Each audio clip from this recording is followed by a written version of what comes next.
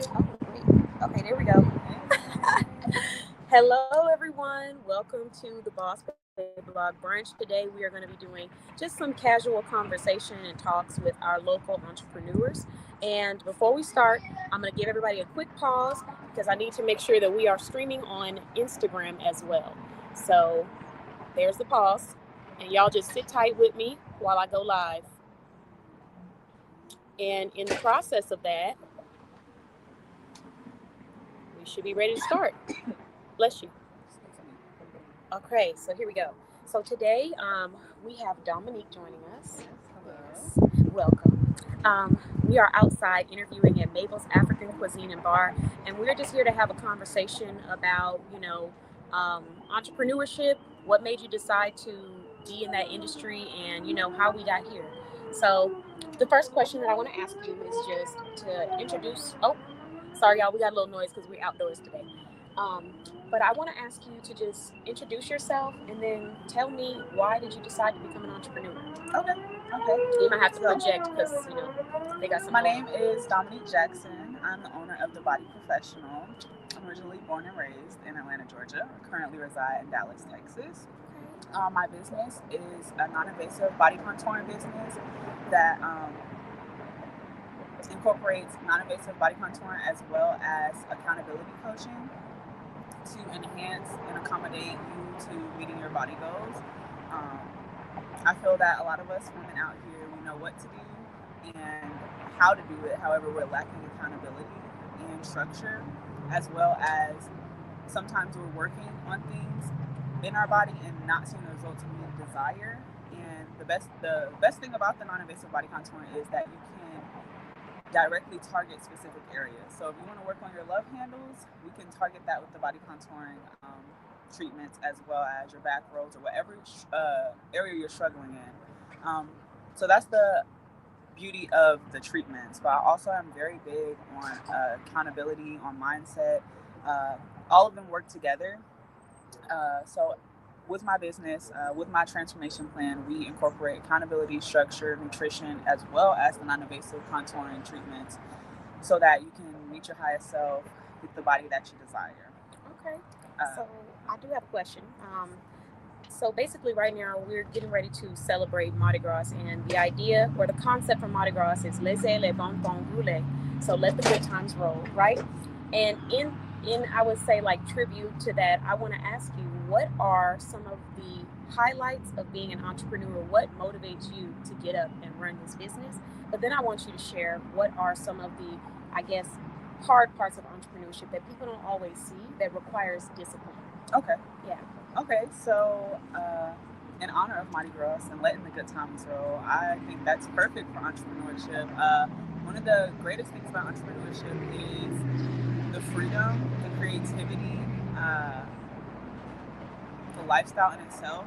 You getting to build your own schedule. You getting to make your own timeline of where you want to be, who you get to meet, and those things of that nature. Having not having a set pay rate, I would say you're not. The sky's the limit. Yeah. And Tyler Creator in one of his songs said, "The sky's isn't the limit for us. That's where we just stand to keep going higher." So I love that. Some of the hard things about entrepreneurship is definitely the discipline within itself, the consistency and the inconsistency. Uh, it's not like a 9 to 5. You aren't, even if you are clocking in 9 to 5 hours, you're not guaranteed that $250, $300 a day that you were at your 9 to 5 job. So you have to have faith. I think that is one of the biggest things in entrepreneurship. You have to have faith. Whether you're Christian, you believe in the universe, whatever you believe in, you have to believe in something, and as well as yourself. Yeah. Some of the harder things, so like the inconsistency for sure. Mm-hmm. The lack of support. Sometimes your support won't come directly from your immediate friends or family. I have learned that, and I know you guys hear it so much, and you maybe think it's cliche, but that is really true. Strangers and people that you've never met will overly support you. Yeah. Because they've been waiting for someone like you. We're all one of one. There's only one of me. There's only one of Qatar. That's it. So I hope I answered the No, question. you did. There's you did. So there was something that you said that I wanted to touch back on, and you actually talked about this before the cameras came on. Hey guys, thanks for joining. Love from India. Thank you for joining, guys. Let us know what state or what part of the world you're watching from in the comments. And if you're a business owner, please let us know in the comments too. We would love to hear about what you do.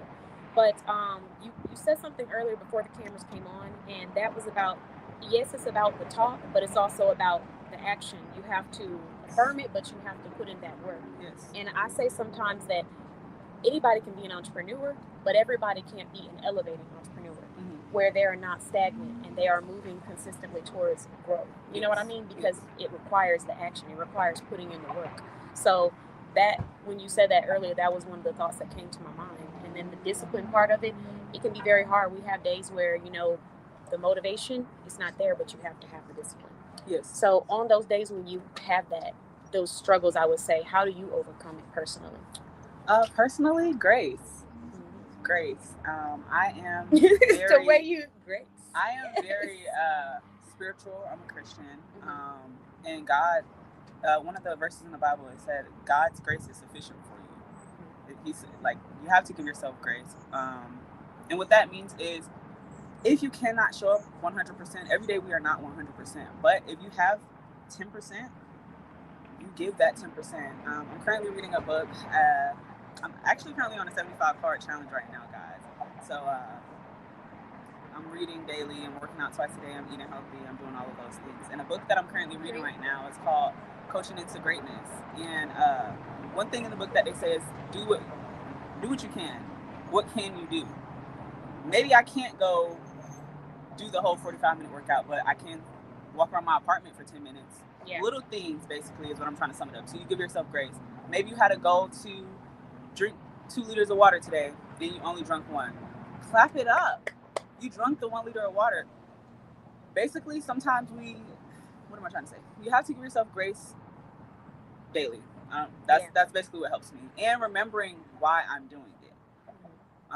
Your why is your biggest reason. What is your why? I'm doing it for myself, for my mind, my body, my spirit, those who came before me, those who come after me.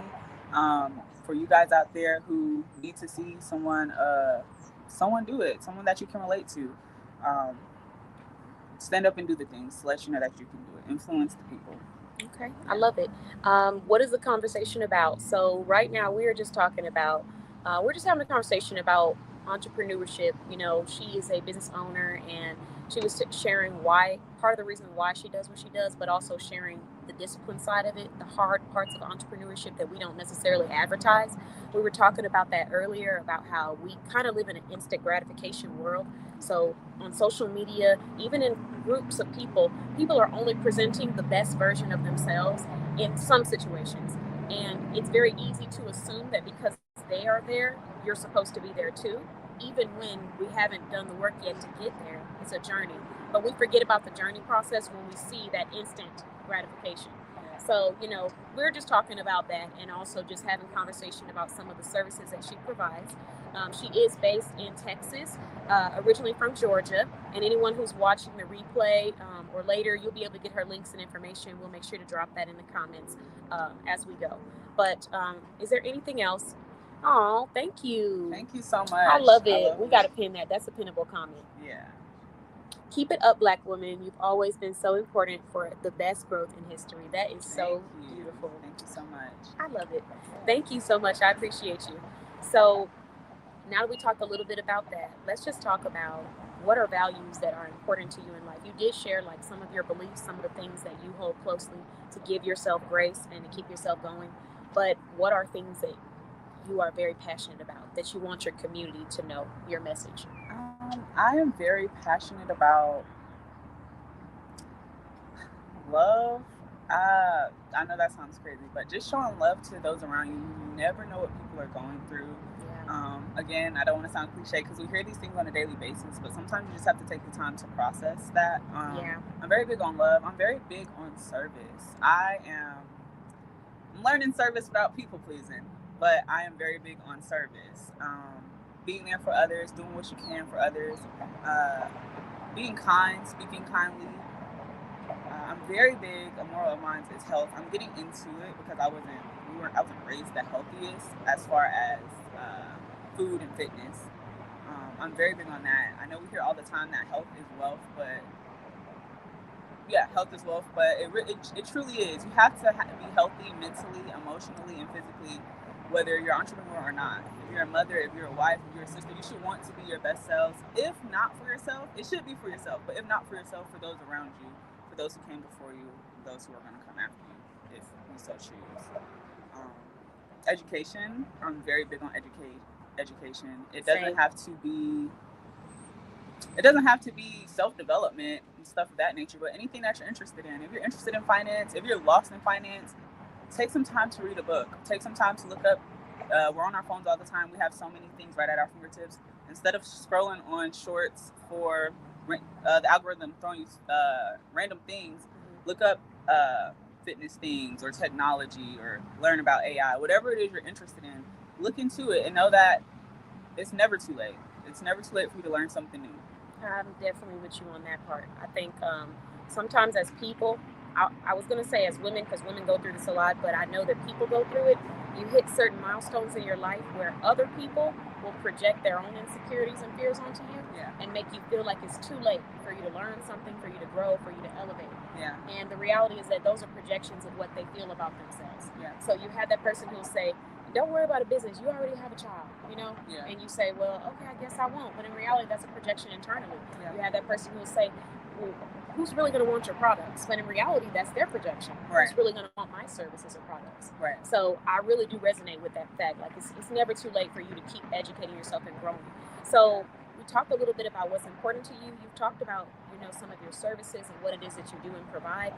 Did you want to share, like, your location for people to stop by, or do they need a book online? So right now I'm operating out of a private suite in Dallas. So if you do book with me, you won't be getting the address until after the fact. I also am mobile. I can travel to your home or whatever location or destination you desire for your treatments. And that is just currently until we expand into a storefront, or, you know, we're evolving, but that is where we are currently. Yes, that's wonderful for events. For anyone out there that's planning or thinking about planning events, working with people who are in either some level of body self-care, sculpting, massages, having them there to service the people at your event is like, when I tell you, they love that. I did that at one of my Soft Girl Sunday events, and we had people getting free massages, and they wouldn't stop talking about those massages. The whole time. The only thing I regretted was not getting a massage. I was like, didn't get one? No. Oh my goodness. But you know, it's because when you're hosting the event, you're walking around, you're going from place to place. I'm trying to make sure everybody's good, and I can't stay in one area for too long because I got to give everybody the same amount of love. And so I was doing that the entire event, to the point that by the time it ended and we were packing up, I was like, I completely understand. Yeah, I completely understand. But I got so much feedback on that. Let's see what we have over here. It says, I'm dealing with something now. I work as a mechanic, a 9-to-5 technician, but want to open a business. Any advice for opening a business while maintaining to survive? Absolutely. So I want to start, if that's okay. Yes. And then I'm going to hand that over to you. So for me personally, the first piece of advice that I would give you is to know that one stream of income for someone who is trying to build their dreams is not going to do it. Go ahead and start having different streams of income, even if some of them come a little slower. So whether that be you creating a workbook where you're teaching somebody how to do a craft or a trade, whether you start an account like Patreon where people are paying you monthly to learn information. It says you are a 9-to-5 mechanic technician. So if you created you're skilled, create a Patreon account where people are charging you $5 a month and they're able to learn new skills and stuff. There's actually a guy in the automotive industry, and he does that on YouTube. He teaches people, he posts free videos teaching young men how to take care of their car. And with time on YouTube, you can monetize that. But if you're looking for someone to pay you for your services up front, you can do subscription plans. But start looking at multiple ways to fund your business so that you don't feel like you have to survive in growing your business, but thrive. There's a difference between working through survival, where it's like, I got to make ends meet, I got to pay bills, I have to get clients, versus working from a place of thriving where you're able to have the flexibility to do what it is that you want to do. So I want to make sure that if there's anything that I'm an advocate for, is for having that backup plan, always having a different stream of income. Of course, another thing that I would say is have your business plan laid out. Sometimes people will start, but they don't create a business plan, and they don't calculate how much time it's going to take from them for the things that they want to achieve for their brand. And then the last tip that I'm going to give, and then I'm going to hand it over because I'm holding on to that little mic. But the last tip that I want to give is make sure that everything makes sense for you. Because when you start off as an entrepreneur, sometimes you're going to have people and other entrepreneurs that aren't necessarily understanding your value just yet, and that's okay because they'll learn it. But you got to make sure that every single room that you enter makes sense for you, and everything that you attend aligns back with your values. Because what you'll find is people are going to offer you things all the time. There's going to be quote unquote opportunities everywhere you go, but you can't be afraid to say, this is what I need and this is what I have to offer. The quicker you say that to a person, the quicker they can get you in the right room with someone who can support you. And I see a lot of times young entrepreneurs being afraid to say, this is what I need, but also afraid to say, this is what I have to offer, because they feel like they can't offer enough, or because they're just not sure what the person's going to say. Make a list of what you can offer to a person, and make a list of what you need from people for collaborations or services. And then once you have that, go to every single door. You walk in, you present what you have to offer. They don't want it, you move and you go to the next door. The faster you do that, the faster you start to get key collaborations, great clients who value you, want to spend money with you, want to promote and share your business. And just also know that everything isn't going to always be perfect, and just learn to pivot. So that's my advice. What about you? I think that's amazing advice, first of all. I think everything you said, you hit the nail on the head.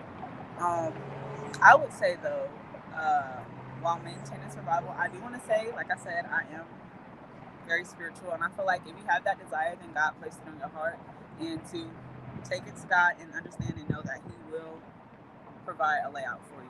You know, He says, make the plan, and write the plan and make it plain. So definitely, like she said, getting the business plan together and being intentional about what it is. I'm not sure, you didn't say what type of business it is you're looking to do, so I think that does matter as well, depending on if your business needs you to have capital or not, because we're in a day and age where there are a decent amount of businesses you could start without capital.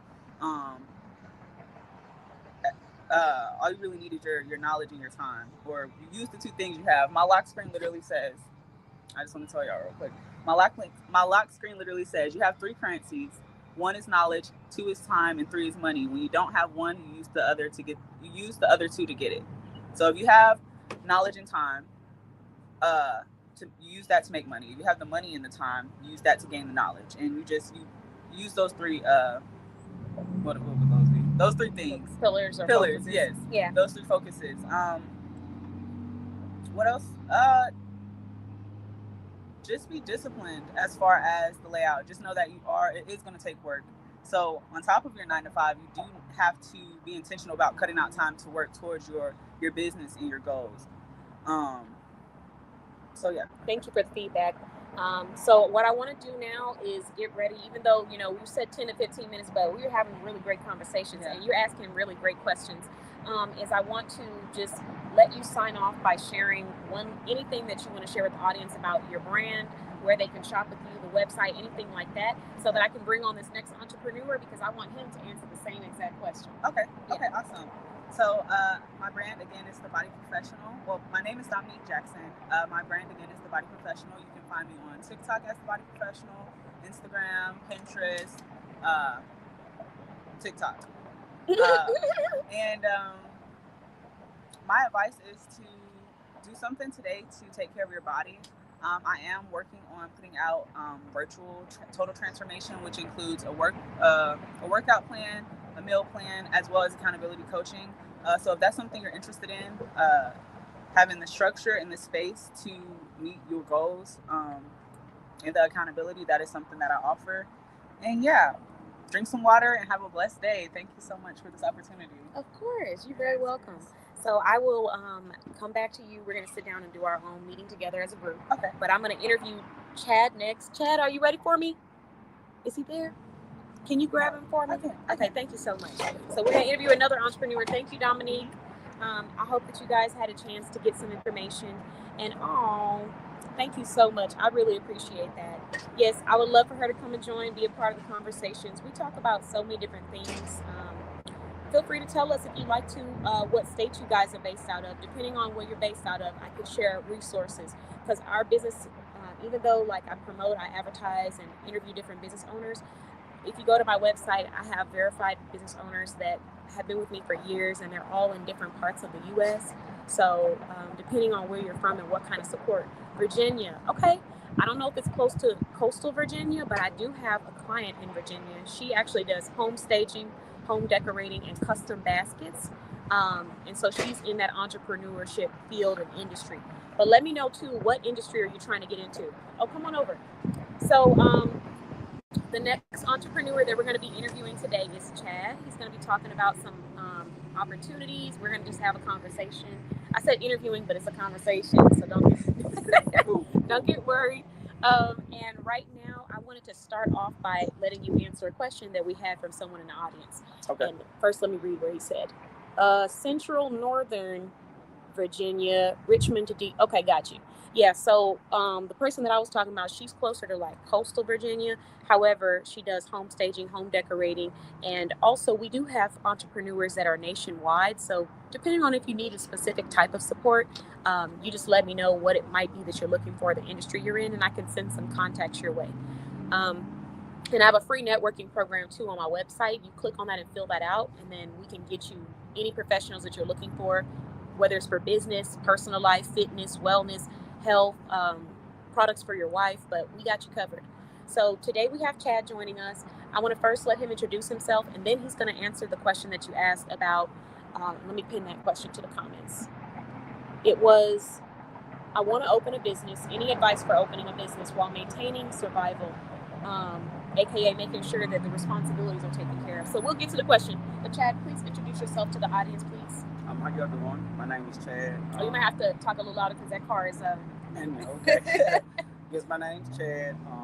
Based here in Dallas. I design web tools for businesses. That's my niche. I try to cut down operating costs and time that it takes so that you can focus on what the important matters at hand.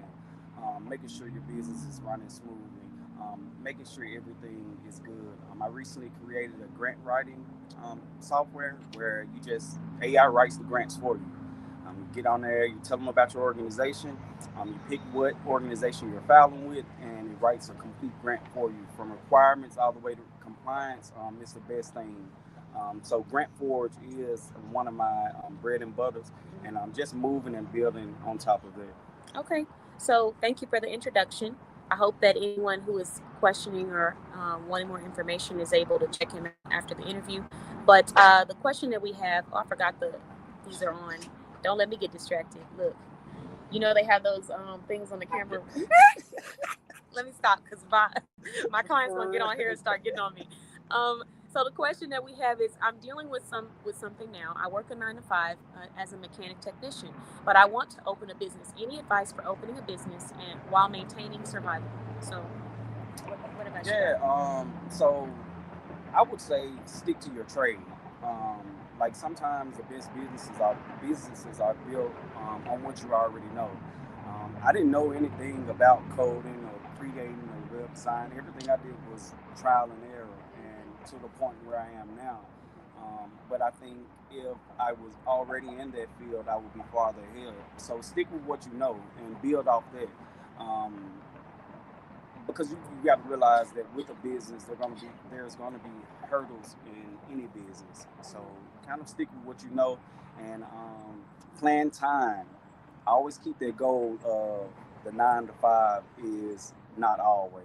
Like as long as that's in your head and the bigger goal is to do it by yourself, I think you'll accomplish that. Just setting the tone for yourself sometimes creates opportunities for your business. I agree. And we kind of, when you said stick to your trade or your craft, we talked about that earlier. I was saying you could create an account where people are paying you to learn more information about your trade. Learn how to sign up or how to start or how to become a mechanic technician. Am I saying that right? Yes. And then another thing too is if you wanted to even do a YouTube channel where you were giving out free content, but you're also monetizing your channel because people are coming because they want to know the information. Sorry. But But that was what we were talking about earlier. So I feel like that advice, it kind of aligns too with what we were discussing. So now that we have talked about that, let's just move a little bit more into you. So you said you are based out of Dallas. Have you always been in Dallas? No, I'm from Memphis. What? Yeah. Why did I feel like you were in Dallas? Nah, I've always been in Dallas. But okay, never mind then, never mind. So you've been here for 5 years. How's the transition been? I actually love the transition. Coming from Memphis, I still bring a lot of things that I've learned. If you don't know, like Memphis was one of the first black cities in the United States where black people we excelled. We did it ourselves. We built our own, everything, communities, and just that hustle and steal and bringing it to a big city and being able to relate and meet other people like-minded. I just like because there's a lot of other people and opportunities. Yeah. I love Dallas.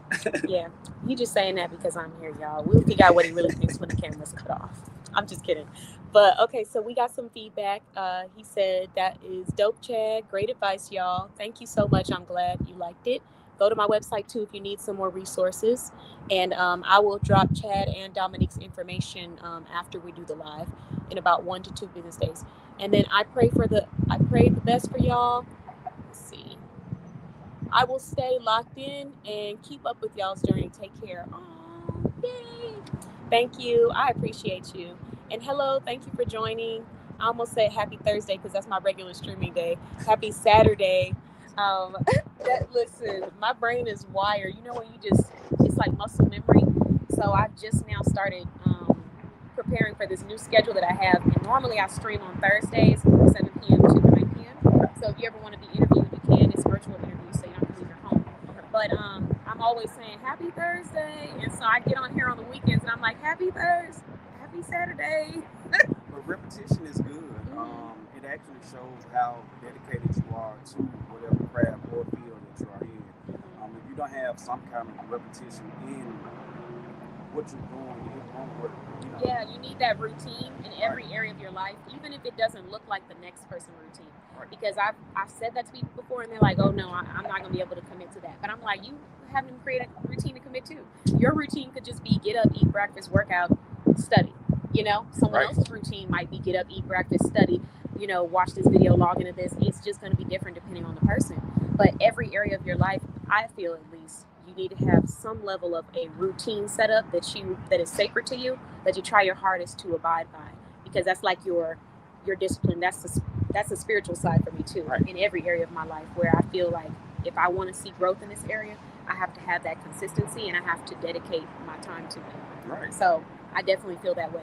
So now we talked a little bit about where you originated from. You're not a DFW, but it's cool. You are now, though. For sure. But now that I've given you a hard time, let's talk a little bit about your journey as an entrepreneur, because Mardi Gras is coming up. So I love to celebrate that. My family is from Louisiana, and then I was born in Texas. So that's where my history and my culture lies. So the concept for Mardi Gras is laissez les bons temps rouler.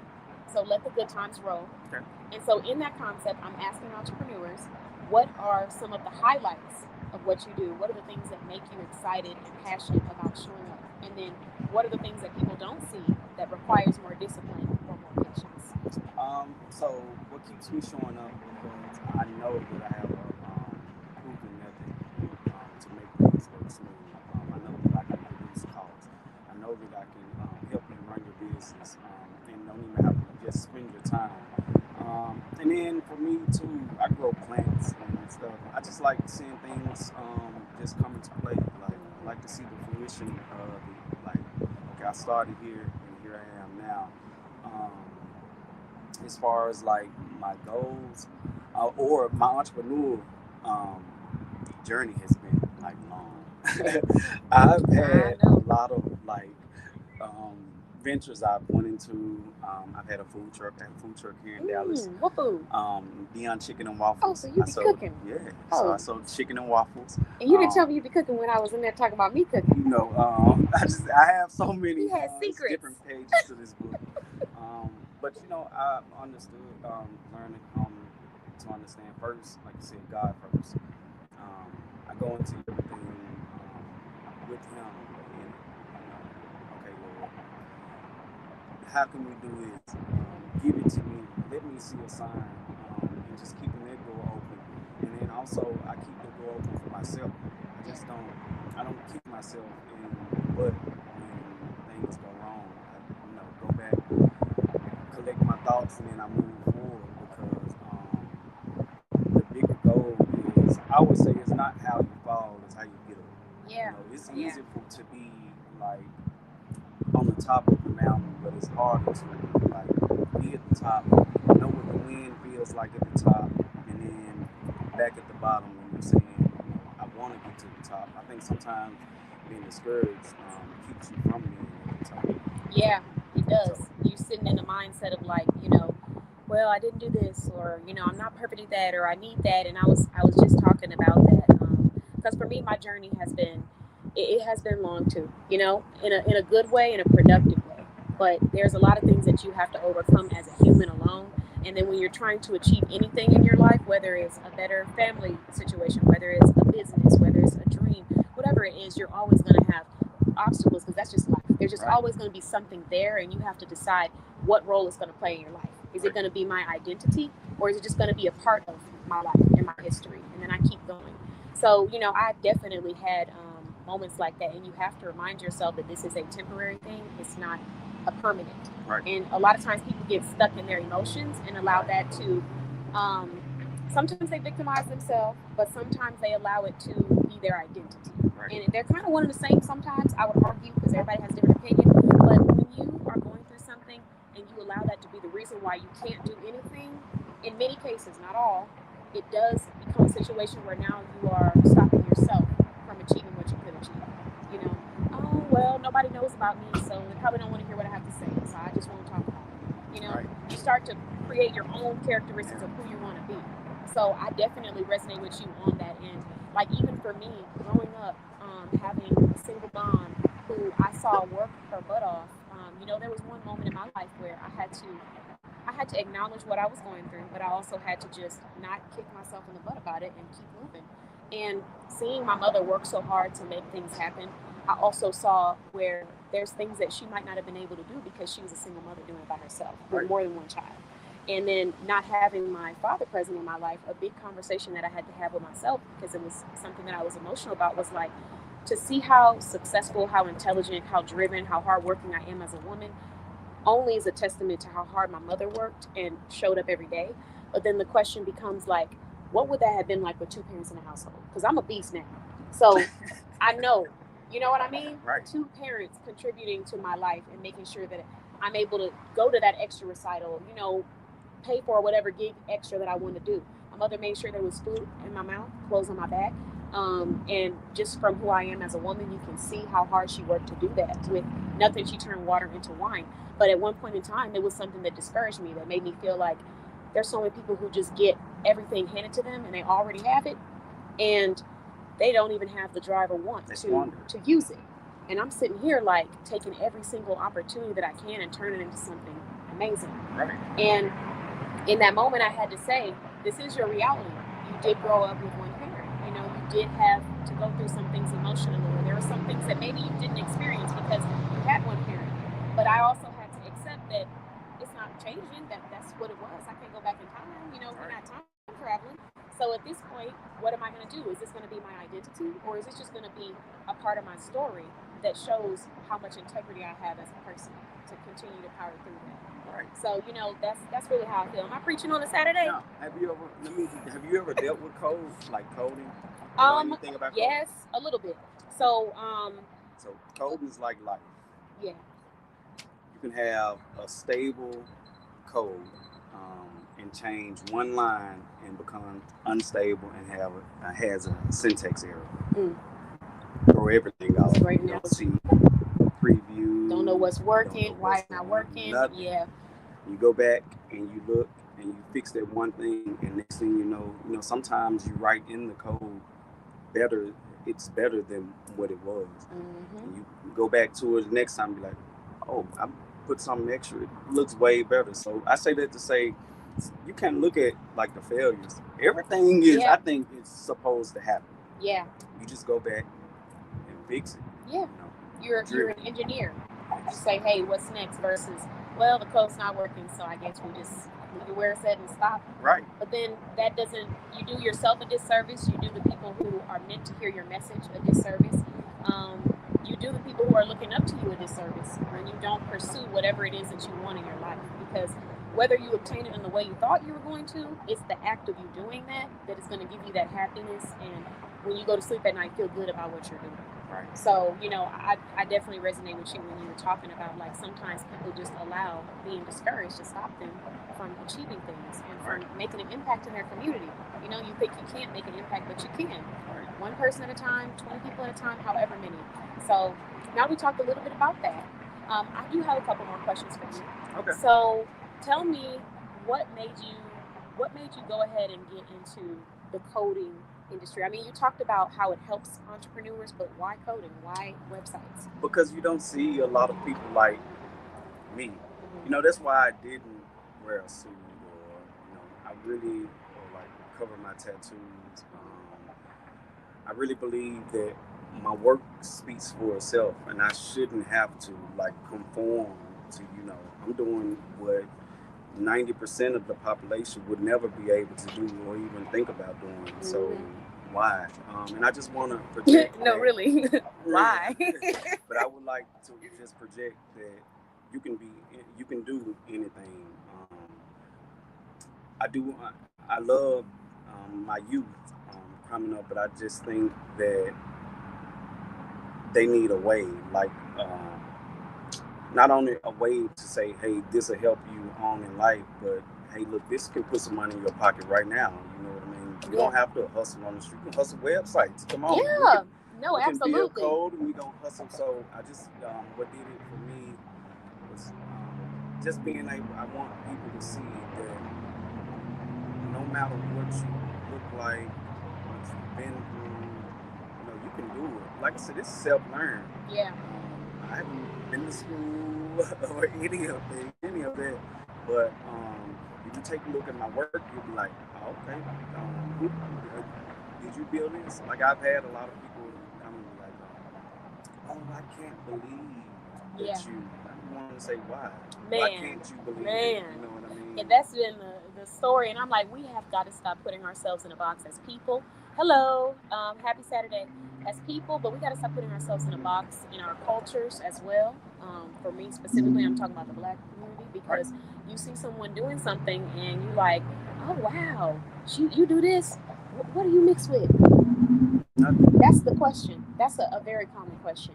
Why do we have to insult ourselves or our own intelligence to say that we have to be some kind of mega superhuman that was built in a lab to be black and be excellent, or to know how to do something? And I'm not blaming the people that do it, because sometimes you don't know any better. But when you know better, you do better. Right. So we do need to start looking at people at the value that they provide versus our projections of what we think they're going to do. Right. And I resonate with what you're saying about looks as well, because there's been many times when I walked into rooms where a person might assume what they think I'm doing here, but what you don't know is I'm running the show. So, and I don't have to say it. And I don't feel like I have to validate anybody. I do what I feel is right for my life. And we are so sometimes judgmental as humans, where we really do think that our opinion on what somebody looks like matters. It doesn't. It matters for you and your life. But to go around and think that you have control over what someone can achieve or where they should be based off of what they look is crazy. And I always go back to this story. I never forget the story. I don't know where this man is now, but if he ever find me in his life, come on out, because I owe you some food. But when I was working in Kenneth Cole in retail, we were supposed to greet people. And I wasn't supposed to say the name of the brand, but oh Lord. But we here. And when I worked there, we were supposed to greet people. You always make sure that you take care of the client when they walk in, no matter what they look like, no matter what their energy is. It is your responsibility to acknowledge them. That's your job. And we have different people coming in from different parts of the world. They'll always be dressed up in suits, ready to get suited as well. And sometimes we have people coming in just like chilling or bumming it out, whatever you want to call it, but chilling. And that's their life. That's their money. And they're going to spend it regardless. So we had somebody come in one time, and I won't say who was with me at the time, but I will say this gentleman came in. He had on like let me not say white beater, but whatever. Y'all know what I'm talking about. A tank top. I'm trying, y'all. it's hard because on the weekends my brain is not in business mode. So I need y'all to know that. Just watch the regular lives on Thursdays. I'm professional. But he came in and he had on like a white beater. He had on some shorts or something, and he had on some flip flops. And Kenneth Cole, and nobody greeted him. Nobody say hello. I always speak to anybody. That's just how I was raised. No matter what you look like, I always speak to you. So when he came in, I was like, "Hello, welcome in." Everybody else was like, go back to dusting like you don't see this customer. So after a couple of seconds, I approached him. I'm like, well, I'm about to get it. So I went over there and I'm like, hey, how can I help you? How can I assist you? He's like, I need new clothes. I said, okay, special occasion. I just need new clothes. Dressy, casual, everything. I said, oh, okay, we'll say less. And me, I prided myself on having an outfit in like less than 30 seconds flat. So as soon as he said that, I was like, I could see his build. I saw what I think would look good for him. And I went and placed all the things that I thought he would like inside of a fitting room. And then I put some on a rack so he could view them. And it was presented very nicely like you would do for someone who is a millionaire or someone who's making like big money. I don't know how much money this man makes, but I'm about to sell. So he looked at it. He got almost everything that I gave him, and he spent over $1,000 in less than 30 minutes. And everybody once he started putting things on his cart, then everybody was like, can I help you with anything? Do you need help? Would you want me to hold those for you? I was like, no, we good. We got it. Stay where you were. The crazy part, I kind of have to relate that spiritually. The old people used to say, be careful because you never know when you're hosting an angel. And if you look throughout religion, any religion, the people that meant the most really didn't mean a lot until they were like gone. People figured out, if you look at the story of Lot. Lot was in the city. Angels came to help. Men come to the door, bring them out. The whole time they're angels, So I think you have to be careful what you say, how you deal with people. You have to remember God said He's love. That's what I do. If I do really to build a community around me. And like you said, you go in a room and people judge. I've been in a lot of rooms. I can imagine. They probably look at me. They're like, are you in the right room? Or yeah, well, are you even supposed the music hall's down there, son.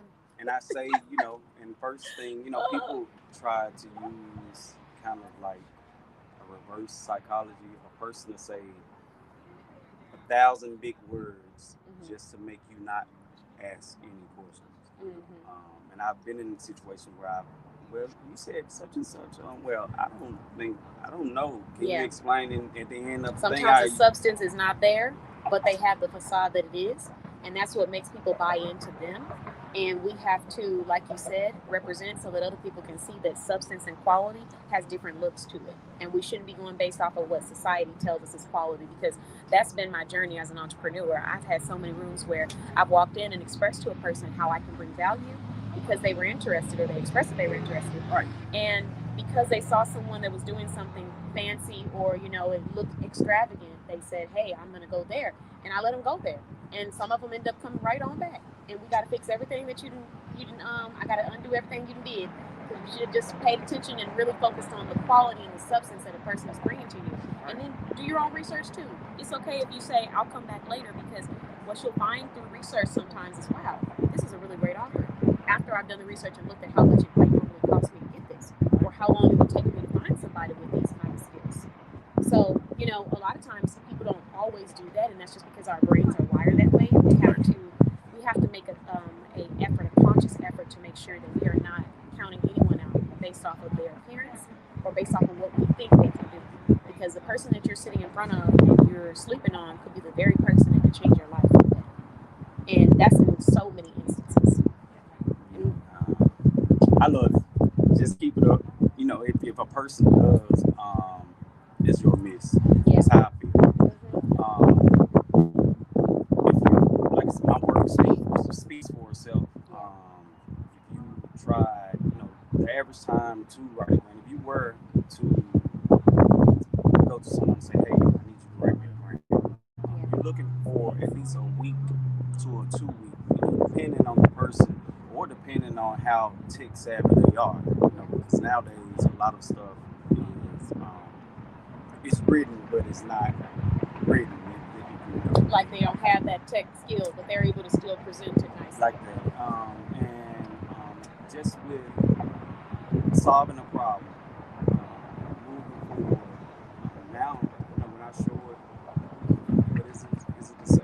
Why should I have to convince you? I have capable product that does this thing.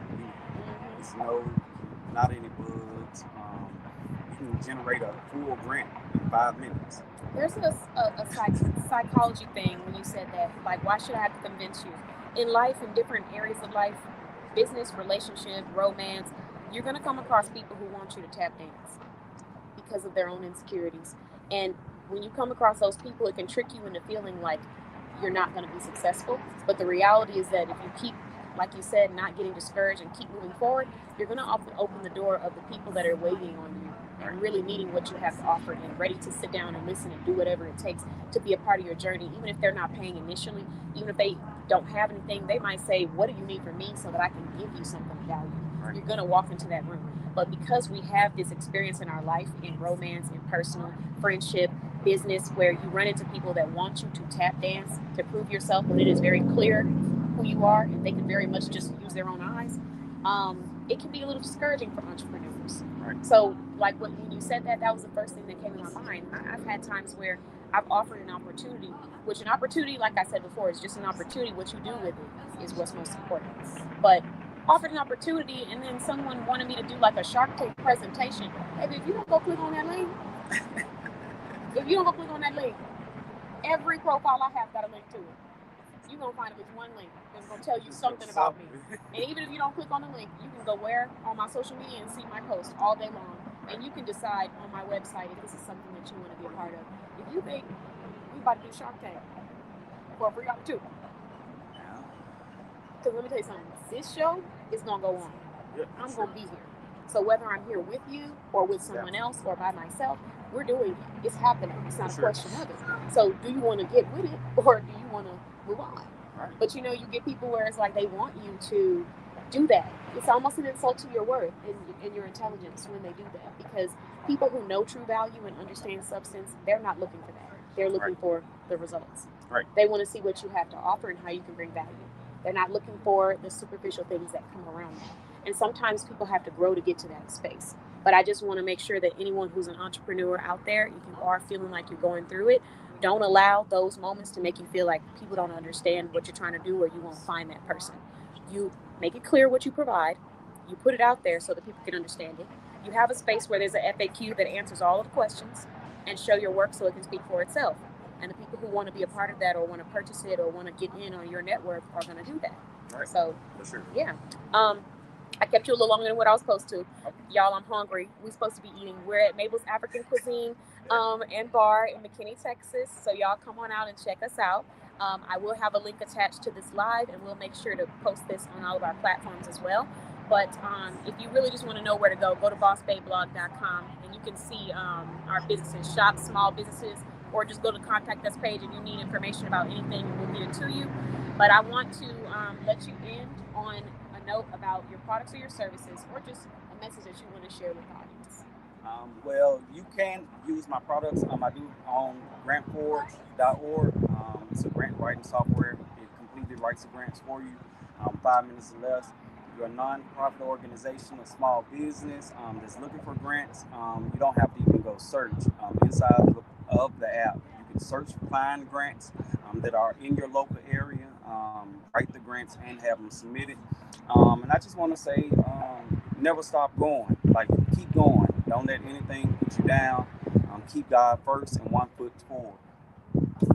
Okay, well, thank you very much. And I want to end on the note of practicing discernment. So obviously we talked about a lot of different things today, but you're on your own journey and you have a sense of what you need to be doing for yourself.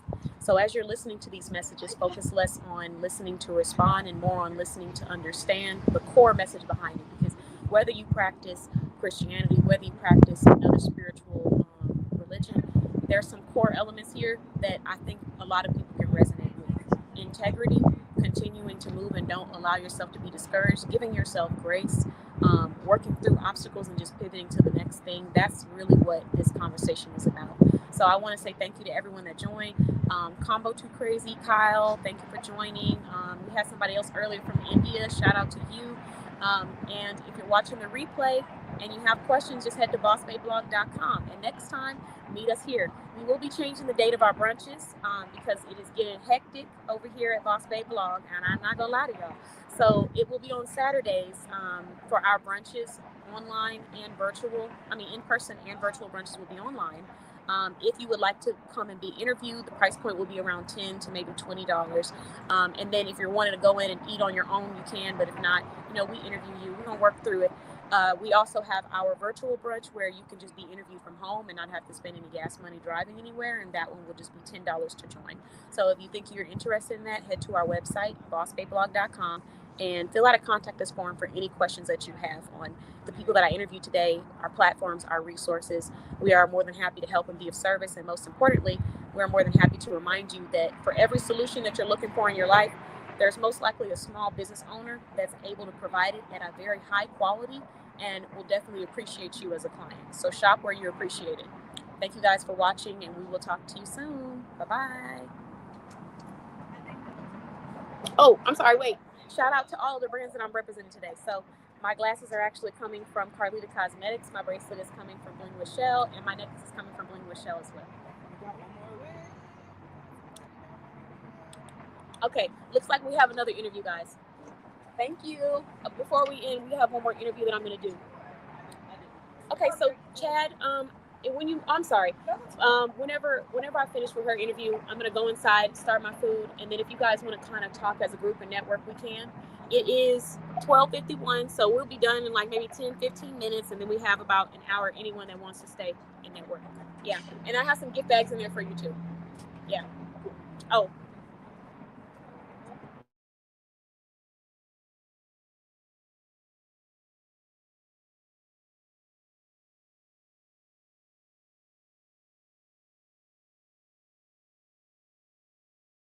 All right, come on over. Sorry, guys, I had to mute. We have more people coming through.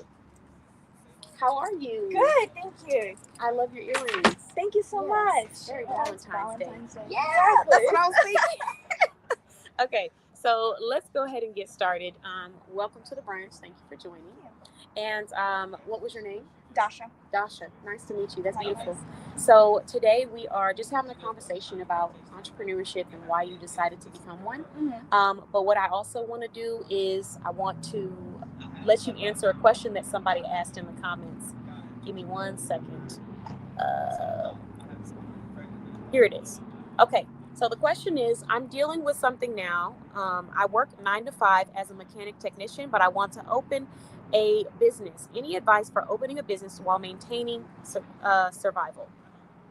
Absolutely. So actually that kind of relates to me as well because I still work my 9 to 5, but I started the travel industry business. Oh, you might have to talk a little louder because of the cars and stuff. Okay. Sounds good. Well, as far as the advice goes, depending on the industry that you're starting with, I don't know a lot about outside of the travel industry, but that's where I started. And it's just being able to prioritize and also have a dedicated mindset and understanding that when you're starting a business, it's not going to be success tomorrow. Like you start today, success tomorrow. It's going to take at least 3 to 5 years to get everything up and running and setting yourself up for success. A little closer. I got 2 screens. There we go. Okay. Gotcha. There, you guys can see her on Instagram, but go ahead. Okay, cool. And the sunlight is hitting and everything. It's all perfect. All right, go ahead. Continue. Yep. So, having a realistic game plan to start with. Yeah. And understanding which industry that you want to get into and how you're going to grow it out, but also being open to learning and be coachable. Yeah. Definitely resonate on the idea of the 3 to 5 years part. A lot of times, as we were talking about in our previous interview, it's a level of instant gratification that is like sold to us. So you get in, and then when you're not a millionaire within 2 weeks, you're like, well, I think this thing is cut out for me. But the reality is that there's a lot of planning and time that, it takes to get to that level in that space. So I appreciate the question, and thank you so much for answering it, Dasha. So now, if you could just introduce yourself. You did share that you're in the travel industry. Tell us, why did you decide to become an entrepreneur in the travel industry?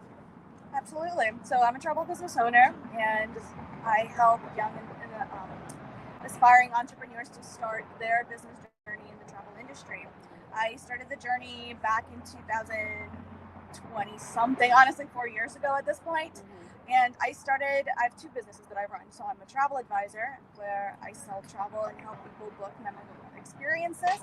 And then I'm also a travel business coach. So anyone who wants to start their business or a first-time business, I help them start in the travel industry specifically. We go through coaching, we go through all the details, ins and outs of how the industry runs, and of course providing that ongoing support to help them become successful as well. Okay. So in the process of going through that, I asked each entrepreneur to share what is one of your favorite parts about what you do, like the highlight of your day, and then what is one of the areas that requires you to have a little bit more discipline because it's harder to do and it's behind the scenes. Absolutely. So one of my favorite parts is connecting with people. I meet so many people throughout my days, whether they're remote or in person. Every single connection, just my clients and people I work with, they share their story, their path of how they've come. Am I interrupting? No. Keep going. No, I wanted to make sure they could hear. Hey, guys. Okay, gotcha. So yes. Can you talk a little bit lower because I don't want to hear. No, it's okay. But I just didn't want them to. I wanted them to be able to hear. So go favorite ahead. Part. Continue. Yes. Mm-hmm. Favorite part is connecting with people and just learning about their journey and how can I jump in and help them with their path. As far as a little bit more challenging, I will say that being an entrepreneur in general is being able to prioritize and juggle 100 million things that you do in a day, because I'm a photographer, I'm a content creator, I'm a travel advisor, I help people start their business, so I'm a coach. Yeah. And everything and anything all in one ball, and then just prioritizing and organizing my day. Sometimes it's easier, but it's just I have a planner. I live with my planner. Same. And that is what helps me out a ton. Listen, people don't always understand it because it's kind of like trying to explain something to somebody, like, this is how I live. Like, my planner is everything. People will be like, do you want to do this? I'm like, wait, let me check and see. They're like, hey, let's do. I'm like, nope. I cannot commit to anything until I check that calendar and make sure, because if you start overcommitting, you realize just how busy you can get and how overbooked you can be. Oh, yeah. So I definitely relate to that. Okay, so with that, what are some of the things that you tell yourself? Like, how do you get through those days when you might be feeling a little low or not feeling as motivated? Discipline, because understanding that you are your own boss and understanding your values, like what you bring to the table is what you're going to get in return. So if you're going to put in that effort, then you're going to get the reward that follows it. But also, I'm not saying I'm perfect, obviously. And we are allowed to have like the downtimes, the bad days, the difficult days. Absolutely. Every single person, every single business owner is entitled to those days as well, because that is how we reflect and we learn and we continue on our journey. Yeah. So just understanding that and accepting it, that maybe to avoid like specifically burnouts. Burnouts are a real issue in our modern world. And yes. So understanding when it is time to, okay, I'm going to take a step back, I'm going to take a breather, and then I'm going to jump right in and I'm going to keep going. Yeah, I resonate with you on that part, because it's like you can't have one without the other. You can hold yourself accountable and have discipline, but you cannot be so harsh on yourself, and to the point where you're not actually getting the core message, which is how do we pivot through this? How do we get through it? And so I've seen situations where entrepreneurs juggle with the balance between the two. Either someone who's like really beating themselves up to the point where you're not able to be productive, or someone who's like, I'm fine, I'll do it tomorrow. But they always do that, or they're always like, well, I couldn't do it because of this. So it's like you have to have that discipline that holds you accountable, but at the same time, it's okay to feel those emotions. It's okay to be human. Like, I was just having this conversation with a good friend of mine, and I was telling her, she was like, sometimes I just have those days where I just got to cry it out. And I say, yeah, I do too. I had a day like that. And it was like this month or last month. I had to just cry it out. And then after I got done crying and accepted that that's how I felt, I said, okay, now let's put together a plan to make the crying change. Is actually healthy for you? I can imagine. It's a release. It's almost like, not, when you're going to sneeze and you try to hold it in? Yep. I feel like crying is similar because it's like you're holding in that pressure, that Yep. tension, instead of just releasing and letting it out. Absolutely. So it would make sense to me. I could see how holding in those emotions could be very unhealthy for you Oh yeah. and very non-productive as an entrepreneur. Learning how to voice things or concerns that you're having or express yourself, be your own biggest advocate. Those are really big things, and I think having a schedule ties into that because Yes. you're being your own advocate of my time is important. I will be intentional, and I will make sure that I'm committing to things that I'm able to follow through with. And you have to do that in every area. So I believe it. I believe it. I have those days. I'm like, I'm overwhelmed, I'm overstimulated, and tears are coming, and I'm gonna let them out. And I let it out, and you wouldn't even know, like, after I'm done, like, I might have an event or I might have something that I take care of, and I get on, like, okay, guys, are you ready? Because I've released it. So, it's important, but You get that's so much clarity too after that. you do. You think about a lot of stuff, and you allow yourself to just be, because sometimes we live in the space of always calculating, and I do believe calculation is important. I talk about that a lot, but in the same breath, just being and just sitting is also very important. Because Yes. I've had days where if I hadn't have just sat with what I was feeling, I might have made a mistake that would have really hurt somebody's feelings or ruined something Oh, yeah. great for me. So I'm like, you know what? I'm feeling emotional right now. Let me sit in these emotions. Let me not respond. I just recently did that. Somebody did something, and in my brain, I was like, I'm about to send you. But then I was like, no, no, no, no, no. I'm not. I'm going to sit in these emotions. And then I'm going to come back and we're going to have a conversation about it. And in the process of doing that, not only was I able to release how I was feeling, but there's a sense of peace when you're authentic with yourself. Oh, Even when it hurts, you're upset, you're angry, you feel like you want to give up, whatever it is, if it's with another person, if it's with yourself, allow yourself to feel the emotions. We do so much like blocking. I think that's just our society. Like a lot of people are used to, a person asks you how you're doing, you don't really want to say how you're doing because you know that for some people in their minds, they're like, oh, that was too much information. It's a rhetorical question. Exactly. You expect good in return. You don't Uh-huh. expect like, oh, I had such a hard day. I had a today. terrible day, Yeah. or how do you feel? I feel terrible right now. Whatever the case may be, people are shocked by that authenticity. Yep. And that has, I think, contributed to us as entrepreneurs sometimes thinking that we have to be this robot. When in reality, it's okay to breathe. It's okay to have a day where you want to cry. It's okay to be upset with someone else, with yourself, with a client, whoever. But sit in your emotions before you make I think it comes down to having those boundaries and setting yourself expectation because yes, you are in the mindset, I'm a professional, I got this, like no emotions because I'm here to work and provide a service or product to someone. Yep. But you don't think about the aspect, but you're also a human. You have emotions, you have feelings, you need to connect. You can't connect to a person without emotions, and that's just that. Yeah, if that was the case, then we would have had people making businesses and making sales a long time ago. But the reality is that a lot of stuff is fueled by emotion. Yes. Purchases are fueled by emotions, whether they're positive, uplifting emotions, whether they're I'm feeling angry, I need some support, whatever it might be. So you have to tap into that. I would agree with you on that. You've got to tap into it to be successful. Understanding your target audience is about emotions.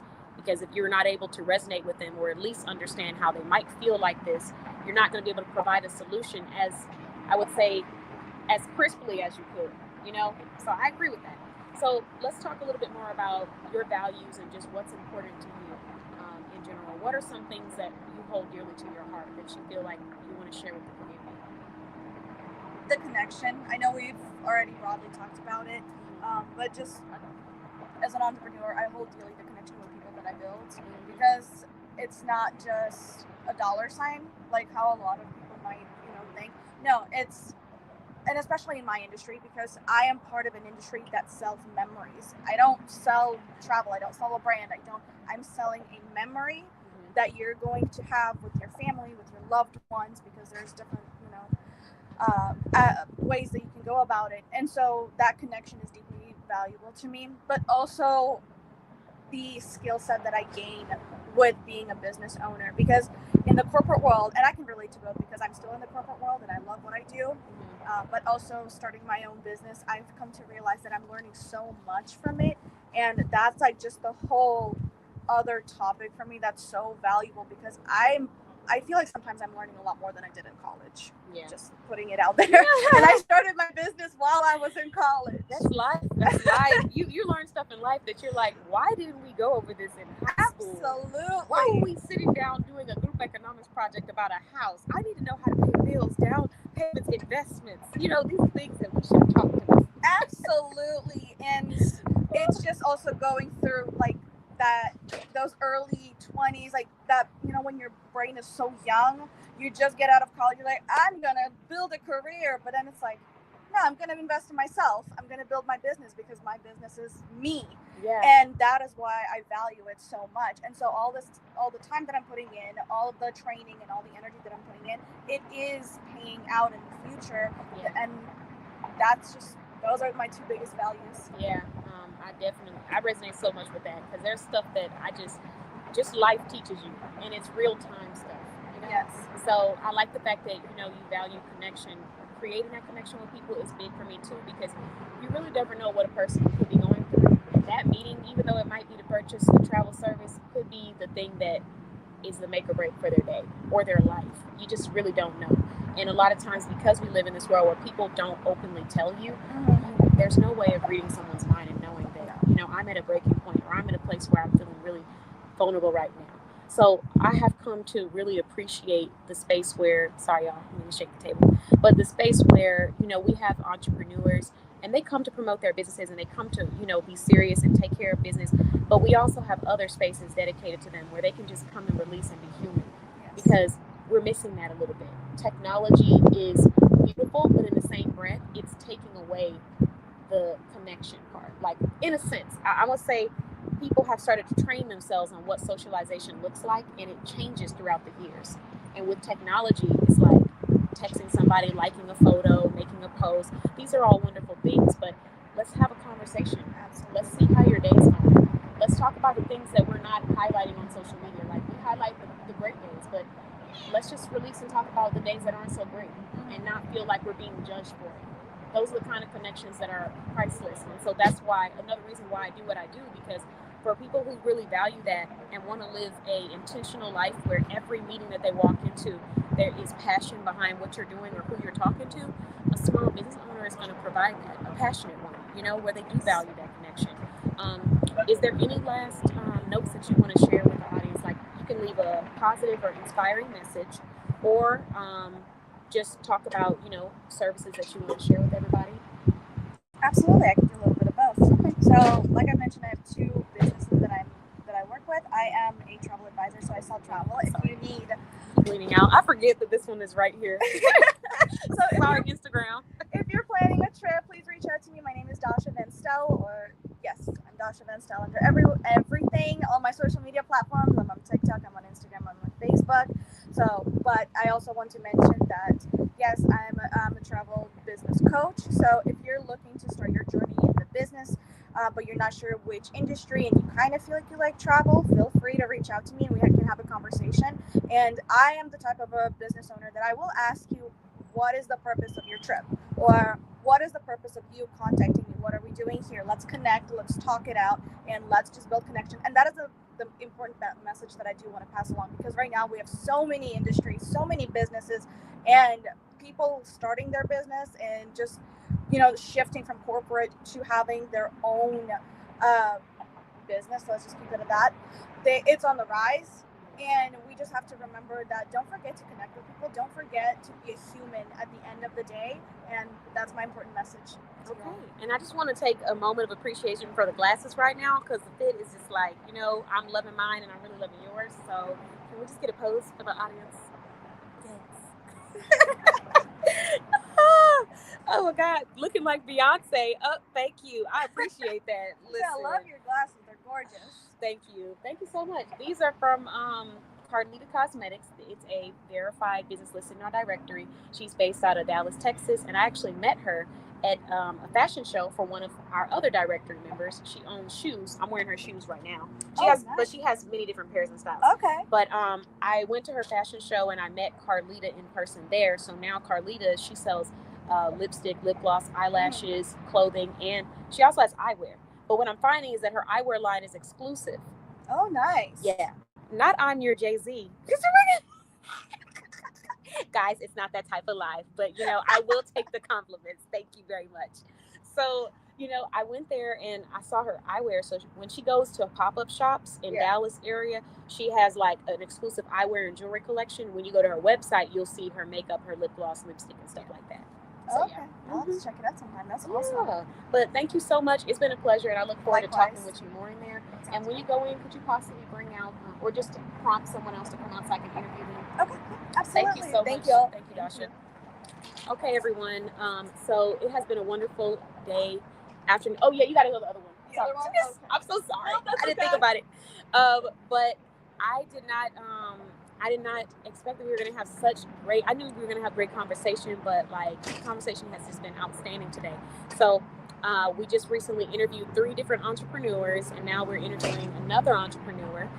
In the process of doing that, I just want to congratulate everybody for all of their achievements. Thank you so much for your hard work, and let you know that we are here for you. So whether you're an entrepreneur or you just want to learn about them, we're here. And again, we're here at Mabel's African Cuisine and Bar, which is in McKinney, Texas. And this is where we are hosting this brunch. If you are an entrepreneur that would like to come out in person and be interviewed, you are more than welcome to come out and have a conversation with me. Although I am somewhat interviewing you, there's a large portion of this conversation that is just going to be dedicated to me getting to know you and understand you. So we're going to wait for the next entrepreneur to come out, and just give me one moment.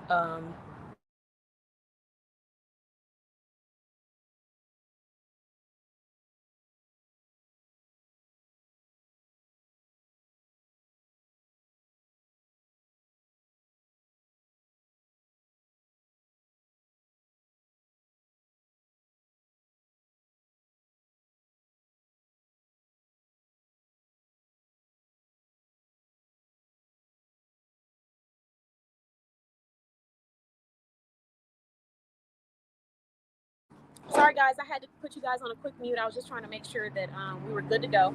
So did your wife want to jump in too, or how do you feel? I'm good. Oh, okay. I mean, she can. I don't think she planned on it. Oh, okay. Yeah, I don't want to surprise her then. Yeah, no worries. So what I'm going to need you to do is lean in just a little bit closer. We got 2 screens. One is for Instagram viewers, so it's like vertical, so you might have to get even closer. And then the second one is this one, so you'll be good. Perfect. We have a few people that have joined our live talking about a range of different things. But before we start off with sharing your business and just kind of having a conversation, I want to briefly let you answer a question that somebody asked in the comments. I've let every interviewee answer it. So he said, I'm dealing with something right now. I'm working a 9 to 5 as a mechanic technician, but I want to open a business. Any advice for opening a business while maintaining survival? Absolutely. So this is actually a really good question, because as a small business, right, in a very saturated market, we can kind of get to that. But I think it's all about the people that you meet, and really putting yourself out there and meeting more people to tell people why they should trust you or why they should use your business. And I think that's really the main thing. And so, we've met a ton of people through networking and just going out there and showing people who we are and why they can trust us or why they want to use us and things like that. And I think that it's not necessarily about it's more about the people that you know versus, just expecting people to use your business, right? So. Yeah, that's really great insight. And it kind of aligns back with something that I had said earlier. We were talking about just being intentional and not being afraid to share what it is that you offer, but also what you're looking for. Sometimes we go in places and we don't want to say, I need this or I need that, because we're afraid that we don't have enough to offer, or maybe you don't have the funding. Right. But when you open your mouth and you're clear with people about what it is you're wanting, what you're willing to provide, a lot of times you're either going to be directed to somebody who wants that, or you're going to get exactly what you were looking for. Right. So I did talk about that earlier, because it's like people are a little shy to tell people, oh Lord, let's see. Sorry, I get so many comments, so I'm trying to read through all of them. You're good. But so it's kind of hard. It's kind of hard to get that through people's heads, because sometimes they go into things feeling like they can't express what they need. And we have to be willing to open our mouths as entrepreneurs, because in many cases, closed mouths don't get fed. Right. And we forget that concept when we become an entrepreneur. I don't know why, but we just do. Right. But in life, you're taught growing up, hey, you need something, say it. If you're hungry, say you're hungry. Right. Ask for some food. But then you become an entrepreneur and you're stuck in a room with a whole bunch of people that could possibly help you, and you're like, well, I provide this, and Right. and then when they're asking you or they're offering things, you're afraid to say, that's not going to help me. You know, you're just Right. trying to take for the sake of taking. But intentionalism is extremely important. Absolutely. Guys, I am frying out here a little bit. I'm not going to lie to you, but we're going to work through this. So, is the sun frying you? It will in a minute. Okay. But, we're good. We're good right now. Said it will in a minute, but we're good for now. Okay, so please introduce yourself formally. Let everybody know what you provide and just why you became an entrepreneur. Yeah, absolutely. So my name is Aaron Lemons. Me and my wife Tiffany, we own a roofing business. Our main thing that we do is residential re-roofing. Okay. But we also, over time, have really met a lot of good people in the industry, and so we've expanded our services to general contracting as well. So I always tell people literally anything besides pools and foundations, right? And so concrete work, brick work, interior, exterior painting, drywall. Like right now, we're building a pergola for a guy. A pergola. So it's like a separate kind of covered area for your backyard, like where a pool would go, or something like a storage like that. area almost? No, not a storage, but more of like a living space outside. Got it. Okay. And then it's going to have like an outdoor kitchen and stuff. So we provide a wide range of services. Okay. When we opened the business, it was all about roofing, and then we realized that people need more than just roofing, right? Yeah. And they also need people that they can trust. So, yeah, that's to something do the too. work. It's hard. So yeah, for the consumer sometimes they Right. feel like they don't know who to trust, who to go to, right. and then you're putting your home in someone else's hands. Correct. So it's like, are you gonna have me looking crazy or right? that's and for most people, their home is their biggest investment, right? So it's hard to trust people with your biggest investment when you don't know, what's going to happen, or you don't know what they're going to do, what they're going to say they're going to do, or they're, in a lot or of you're a things. Micromanager, Right, or exactly, you have. Let me not say micromanager. Let me not insult the consumers, but you have a set way of doing things, and you just want to know that I'm hiring somebody that's going to understand me and make sure that the job is done right. Right, correct. So I definitely understand how that might even be a challenge for someone starting in that industry, because you don't realize the amount of trust you're going to have to gain initially just to get into someone's home. Yeah, I think there's probably 10,000 roofing companies in the DFW area because there's so much, different weather here, right? Yeah. Hailstorms and things like that. Texas so is, Texas it's crazy, weather. right? I love Texas. I mean, 2 weeks ago we were in ice and we couldn't drive, right? Yeah, and now we're out here frying. Right. And did not project this. And even in the weather, I didn't project this, because the weather tells you something different. And then you get outside and realize it's not going to go that way. Right, so, absolutely. Yeah. And so when you have such a saturated market, or just a ton of people that are doing it, right? There's a lot of great companies out there that do what they say they're going to do. And I'm actually from the restaurant industry, right? And so my first kind of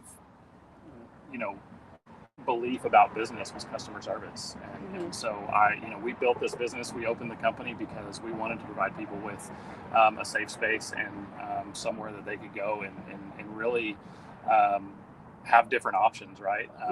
There's not always just one option or one solution to a problem, right? There could be multiple, right? And so when you're in an industry that there's just a ton of people, right? Then you have people out there that might not do what they say they're going to do, or might tell you something that's not right. And so we just wanted to kind of try to change the game a little bit, try to change people's thought process around construction, roofing, and things like that. And really provide people with just great customer service and honesty. I think you unlocked another gem that we can talk about today, because earlier we were talking about the importance of not judging a person based off of what you assume they're going to be able to provide in sales or in business.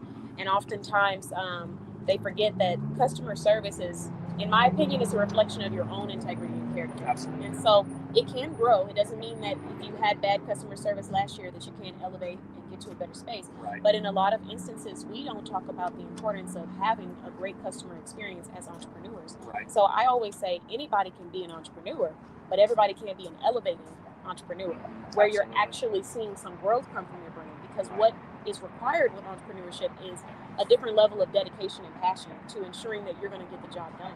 So making sure you're taking care of people, you're not talking to them like they're your friends, because they're not your friends. They might become, and that's the goal, but initially they may not be. And so to assume that everyone has the same exact approach and say, well, that's just how I am, so that's how I'm going to do it, is not really creating a solution for your target audience. Right. And so everybody's different. Exactly. Everyone is Everybody different. has a different need. Everybody has a different level of finances, right, or being able to pay for Different certain things, right? Different personalities, personalities, different funding, different absolutely different things needs, that are good for their family versus different beliefs, different religions. I Right. mean, working with over 70 individuals myself, and then having to talk to probably around 20 to 30 people every week, really, I love what I do, and I do love it. It's actually really funny to see the difference in personalities. Right. But in the same breath, it's always a constant reminder to retrain my brain to always expect nothing and just open the communication line for the client. Absolutely. Because where I might have one client, I could be giving her a list of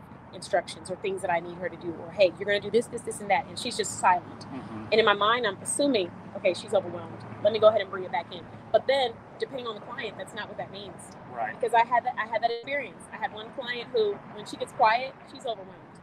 And so I have to dial it back in and make sure we have a great call to action for her. Then I had another client that I was talking to, and she did the same thing. And I was giving her a list of bullet points, and I was like, are you with me? And she's like, yeah, I'm loving it. She's like, I need some more. And I was like, oh, okay. So Right. that's just another instance where everyone's different, and what you think is best for them, not always what's best for them. It's about you guys coming together and Right. figuring out what your needs are is going to determine whether or not I'm the person to provide it. And if not, I can still direct you somewhere. Correct. So, I think that that's a really key point that we have to think about as entrepreneurs.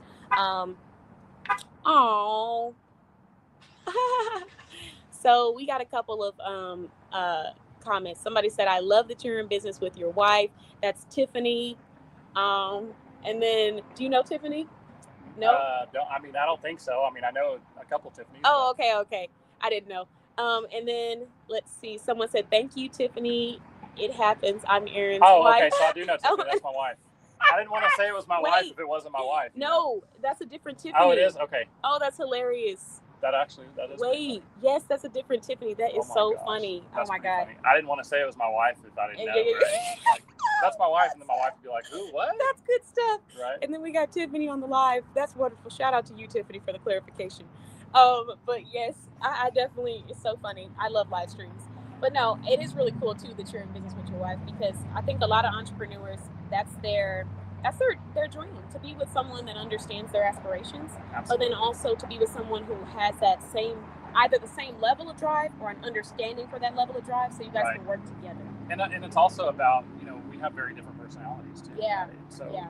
she's a very outside the box thinker, right? And so Mhm. she thinks outside the box when it comes to problem solving, where I'm a very linear thinker, right? And so I think it works really well because she's able to kind of ground me and say, hey, look, here's a different option, versus just saying, hey, this is the only option, right? Yeah. And that works really well, I think, So with us, for sure. I gotta bring it for the people that are out there working hard and single. What would be your advice to entrepreneurs on finding a great partner who is going to support them? I think, to answer your question, I think it has everything to do with who you are at your core, right? And what your values are, what you want to offer people, and how you want to be different. If you're a single entrepreneur, it can be very lonely. Mm-hmm. It can be very like you're all by yourself, and you're in this space, right? And you there's only one thought process, right? And that's the thought process that you were raised on, or that you've always thought, right? And so I think that if you're kind of a single entrepreneur, or somebody that's doing that, and you're looking to bring a partner in, or somebody to help you, I think that they need to align with your values and why you created your business, right? Yeah. And if it doesn't align, then it's probably not a good fit. Yeah. And so I'm going to definitely have to second that. Tiffany, feel free to chime in if you'd like to. But I definitely second that, because I've had moments where I realized in a potential relationship that this wasn't going to work because our values don't align with what's important to us. Right. And the things that, it didn't necessarily mean that, they were a bad person, but just the stuff that was maybe common sense to me, or like not common sense, but that definitely didn't sound good. But the things that was just like automatic for me, it was something different for me. Right. And not that different is bad. Some people are willing to embrace and try different things, but in that moment I could see that it wasn't aligning. Right. So I definitely agree with that insight. And then I also feel that sometimes I have experienced where people are in relationships, marriages, boyfriend, girlfriend, and they are running businesses either together or separately, and it is almost like they're doing it by themselves. Right. I've seen that like with people that I care about. So the question that I want to ask you is, what is one way that you would recommend somebody could be a better support system to their spouse if they're running a business or if they're running it together? Yeah, I think that it's really about bouncing ideas off of each other, right? Bouncing ideas off of each other and working through problems that are maybe difficult to solve, or there might not be a clear answer, right? And so just the other day, I had a customer call me and it was, I went into my linear thinking. It's like, okay, this is your option, right? And she was able to say, hey, what about, let's brainstorm some different options that might be able to help this person versus only giving them the one option, right? And so I think bouncing ideas off of each other and coming up with a solution that best fits the situation is probably the best thing about that. So what I'm hearing from that is bouncing things off of each other, but also having the openness to hear a different perspective. Correct. Because it could be a better solution or something you guys can do. So collaboration, which makes complete sense. Absolutely. And then let's see, we got a comment from, let's see. Oh, hold on. We got a few. Sorry, guys. When the sun comes out, the screen goes down, so I might have to take off the spectacles. Love True Bond Roofing and Contractors. Barton and Tiffany are amazing and do quality work, reasonable pricing, locally owned, means so much to us. They will be here after the job is done as well. And then Tiffany said, in business, this is Tiffany, your wife, in business, marriage, and daily life, our higher purpose has to be the top priority. Love that. Okay, Aaron, not Barton. Yeah, that's what I was wondering. I was like, who's Barton? Actually, Clara Russell, I actually know her. I did do some work for her. Let me pin her comment. So, but yeah, welcome, Clara. It's definitely Aaron. Okay, yeah, I was like, Barton. In my mind, Clara, you had me thinking I was about to say this man's name wrong. I was like, oh my God, I hope I didn't call him Aaron already. But okay, so love that. Thank you so much for the feedback. And I do love locally owned businesses. They mean so much to us. Small businesses are preserving history and culture. Everybody's different. And so when you're supporting a small business, you're supporting a mission, a different family, a different value. And even if we don't all align in our own values, we all have a light that we can give to someone else. Absolutely. Even if they don't align with our values. And so when you're supporting people, even when you don't completely see everything, it brings a level of diversity, I think, to our community that we need. And that's part of the reason why I enjoy working with small businesses. Because in corporate environments, I've worked in a corporate environment, and there are some cool things about it, but then there are some areas where it's kind of going to be black and white. Right. Absolutely. So a small business allows you to have a little bit more, I would say, flavor. Or seasoning, No offense to the corporate, because we loved corporate at one point in time. I was in the corporate industry too. Oh, and I'll give you an example of that too. So the very first roof that I ever put on as True Bond Roofing, right? Mm-hmm. The customer had multiple roofers come to him, and it was an insurance claim, and they had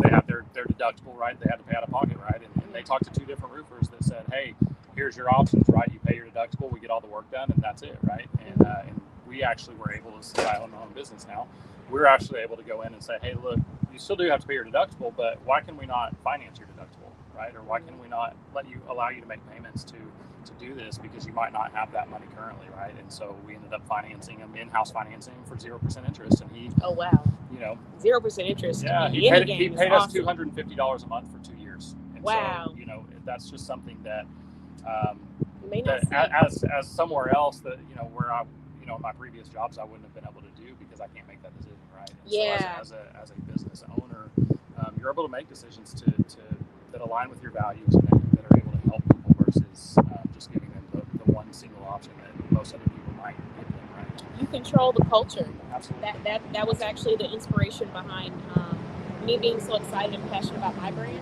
It has challenged me and shown me the huge responsibility that you have as a founder, as a CEO, to make sure that everything you say and do aligns with the culture that you want. Because there are moments, even as humans, where we have emotions. We can be emotionally led if you allow it to. But then I have to ask myself the same question, which is, if I was working here, would I stay here? Right. And when I ask myself that question, that usually allows me to make the decision that I need for my team. Whether they're contracted, whether it's a temporary, whatever it is. If I was signing up for this job, would I be like, oh, call me whenever you need any help? Right. Or would I be like, there's this on vacation. Or are you miserable going to work every day? Yeah. If you are, then why do you do that? Why do right? you go to it? I mean, Is I there a understand purpose? that there's bills to pay and things like that, but Mhm. if you feel you have a higher calling or a purpose to do something else, then I mean, my advice is just go for it. I mean, you Yeah. never know what can come from it, right? I agree. You have to. There's so many things in your life that you're going to want to achieve, and there's going to be those intrusive thoughts that tell you, I can't do it, or maybe I shouldn't start this. But you have to go with your passion and your calling, and it doesn't mean that it'll be perfect. I'm not saying quit your 9 to 5 tomorrow and say Boss Babe Blog told you to get out of there, because you still got to pay these bills, Right. and we can't fund you just yet. But I am saying that start making steps towards whatever you feel like you need to be doing inside of your life. Absolutely. So I definitely align with that. And then let's see, we do have some feedback. Oh, thank you so much. So Clara, Yes. she said, I have recommended their services to other people and have been so grateful. Thank you, Clara. Tiffany said, you do a great job of being an advocate for small businesses, Catan. Thank you so much. I truly appreciate that. It's my true calling and passion. And Clara said, Aaron and Tiffany are so invested in their clients. No job is too small or too large.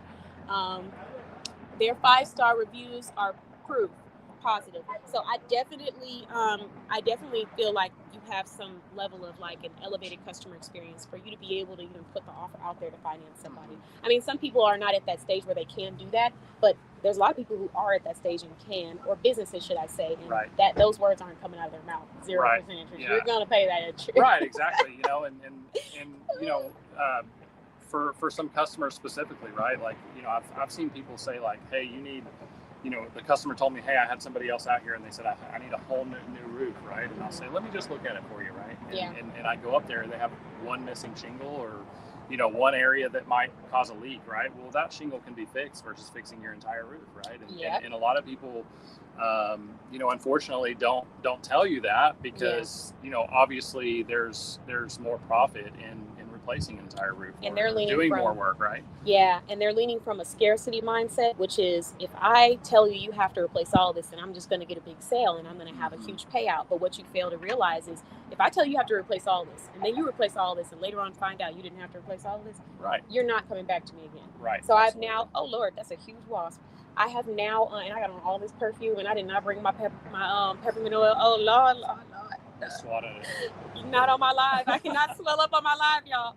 But no, a lot of people don't realize the long-term hurt that you do yourselves when you're trying to operate from scarcity. Right. We have to be a lot more abundant, and that's something that I feel like it comes with time as a business owner. But trust is the most important thing. And I've had times with entrepreneurs where I can see what they're doing, and one person came to me and was like, I need a whole new website. I need this, and that. And I was like, your website looks great. Right. So if you just want a website because you just want to work with me, you could have sold I'm them not a website. going to argue right? with you. Yeah, I could have definitely been like, okay, how much? You want this, and that?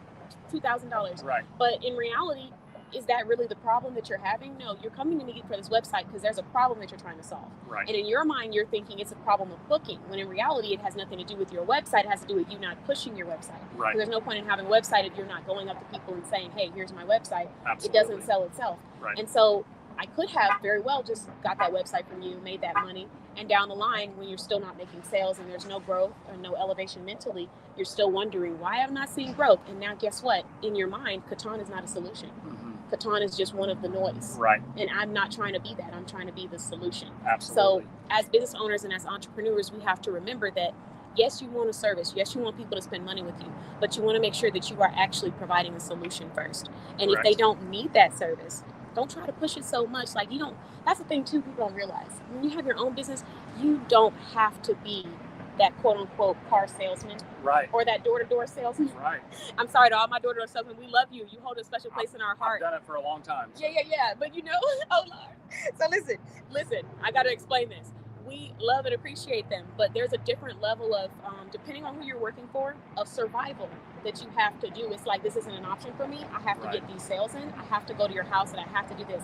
And even after you've told me no 5 times, I still have to keep talking about the solution I'm going to provide. And that's not just in door-to-door salesmen, so let me not just discriminate against y'all. It's also in the retail industry. There was a place where I worked where I had to sell credit cards. And it was hell on earth. Because it was like, these people don't want, this lady just told me she's going to a funeral. Right. And my manager looks at me and says, well, did you ask about the credit card? Uh-huh.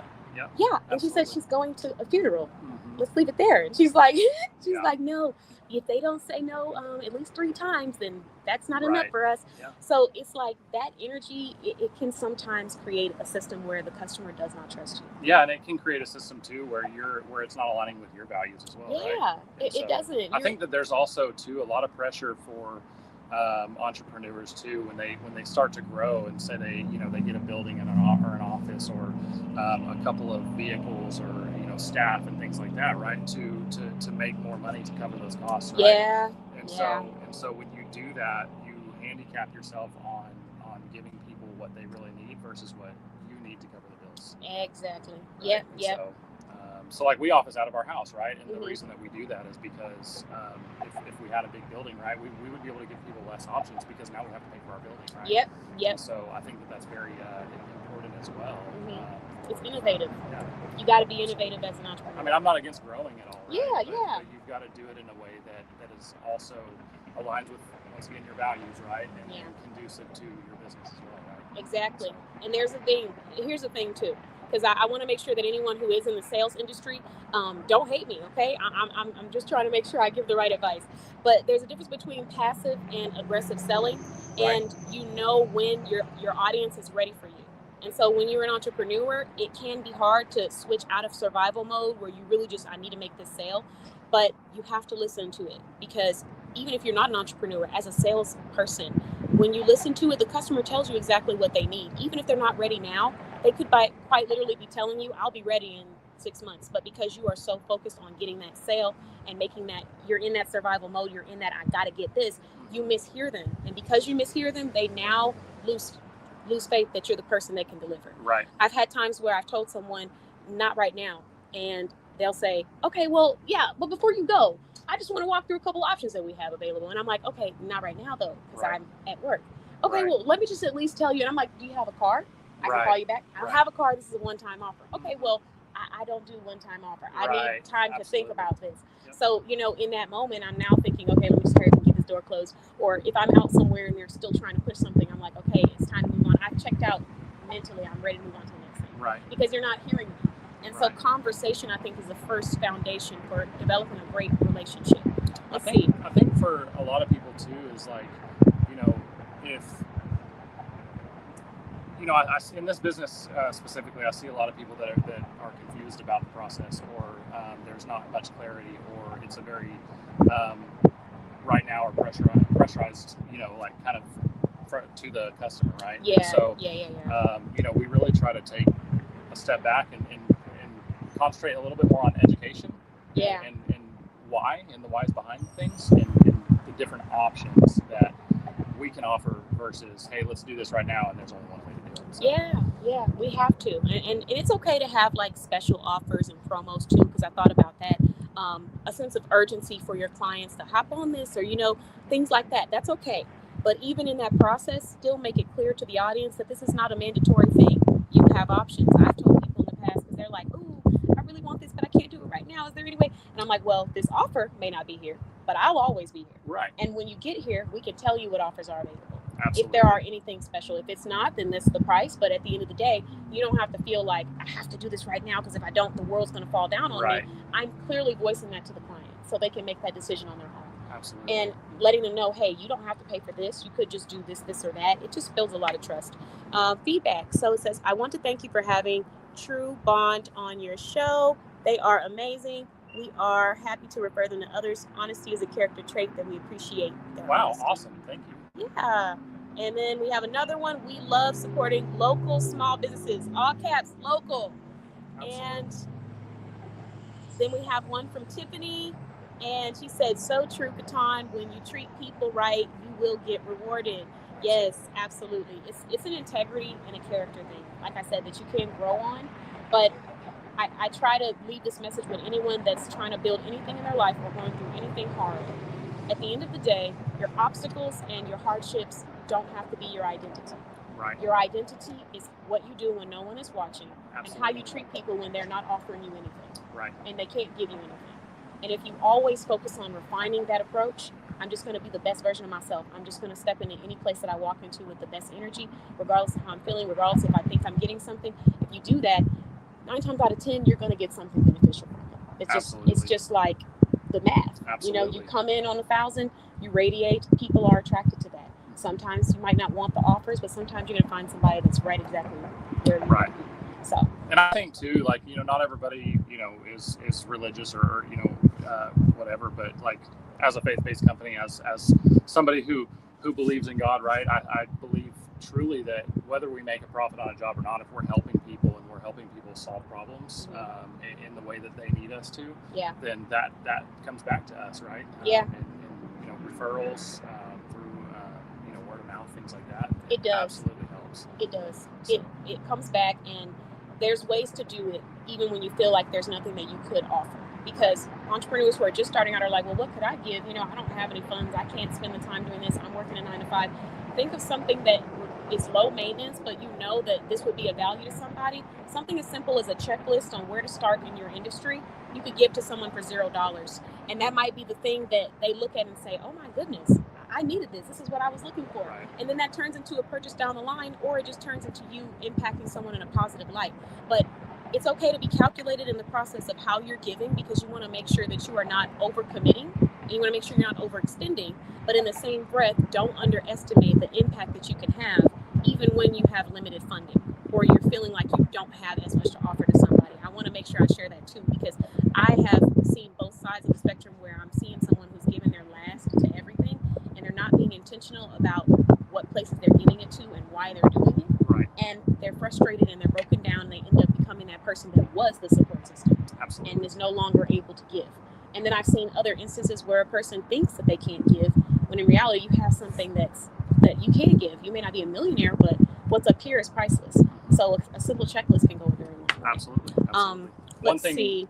I was going to say to that point, like one thing, that a lot of what we do is sometimes is like preventative maintenance, right? And so, maybe somebody just needs, a tune-up, right? Like your car needs a tune-up, right? An oil change, things like that. Well, there's also things on a roof that, can be sealed up with sealant, right? Or caulking to avoid a leak, that could potentially happen, right? And so those are some of the things that we do just to help people out that might not need it right now, but we want them to call us later too, right? Yeah, this is a way, it's an opportunity.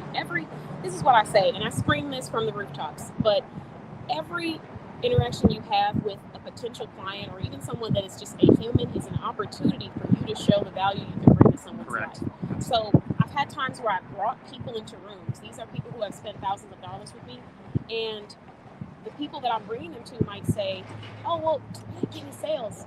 And I'm like, you got to understand that every opportunity is an opportunity for you to bring some level of value. Absolutely. So even if you weren't bringing sales immediately right then and there, did you leave a lasting impression that's going to make them feel like you're the solution for their life or for someone close to them? Right. And did you limit what they could do for you based off of the fact that they didn't bring sales in today? Right. Because I had someone who said something along the lines of, well, there's just nobody that, she was in a specific industry, and she's like, there's nobody in here who buys what I sell. Well, later on down the line, not only did people buy what she sold, but they started producing it themselves. Right. So you had an opportunity to make money off of teaching other people how to do it. Right. And you had an opportunity to have people who supported you. But because you limited what they could do for you because they weren't spending immediate dollars, you now lost out on a really great network, because these were people who in my network has spent thousands of dollars on small businesses. Mm-hmm. And they don't start off at $1,000. Right. Who does that? Yeah. I mean, I don't. Start with A. I start with research. Right. So if you're talking to me and you're like, hey, I got this $1,000 bag. Okay, cool. But what's in it? And, what are the materials? I'm not just going straight, okay, here. Right. We don't do that. So, you can't expect someone else to do it. We don't do it ourselves. Oh. All right. Sorry, guys. We're outside, so you're going to hear that outside noise. But no, that's just something I'm passionate about. But I do know that I'm baking. Aaron's probably going to be baking soon if he's not already in the sun. And and my device is baking as well. And I don't want to end abruptly. So I do want to go through and let's see. We had a question here. Do you believe God exists? And yes or no, and then why? I don't know what the day I don't know what the day holds, but I know who holds the day. Great show. Thank you. Oh, thank you so much, Clara. That is beautiful. So did you want to answer the religion question? How do you feel? I mean, that's a very long answer to, in very many you're at 7% battery. So Yeah. I mean, we're baking, but Yeah. just if you want to give like a quick little I mean, it's just it's who I was. I was fortunate enough to have parents that showed me who God was, right? And I think that there are people out there that don't have that experience or don't have that raising, and so I was raised on that. I fully believe it, and whether you do or not, that's fine. I think it's just kind of who you are or how you were raised, right? Yeah, no, So. I agree. I think that's a really great way to sum that up. Honestly, you're doing awesome, because those kind of conversations on the spot is like, let me think. They can, but so for me personally, I do believe that there's a creator. How I practice my spirituality or how someone else practices, I don't necessarily try to put a cap on, because I believe that overall what we were meant to do on this earth is bring light to other people. And I do think sometimes labels, like the type of believer you are you Christian, are you this, do you practice this, labels distract us from what's really important, which is making a long-lasting impact on somebody's life And helping people, right? Helping people, because you never know what someone's going through. So they may not have the same practices as you, but Absolutely. you could save their life. You could save someone's life with your kindness. And you could also learn something from someone else who may not hold the same religious label as you. And so that's why I try not to, you'll notice on my platforms, we talk about it a little bit, but I don't project too much, because I think everybody's story is different. Absolutely. And we've all had our own experiences that have led us to feel like that's why we're there. So yeah, I do believe there's a creator out there, but that's gonna have to be alive for a whole nother day. That was an amazing question though. Darshan, I appreciate you. Please come back, because we are baking, like I said, and my device is baking.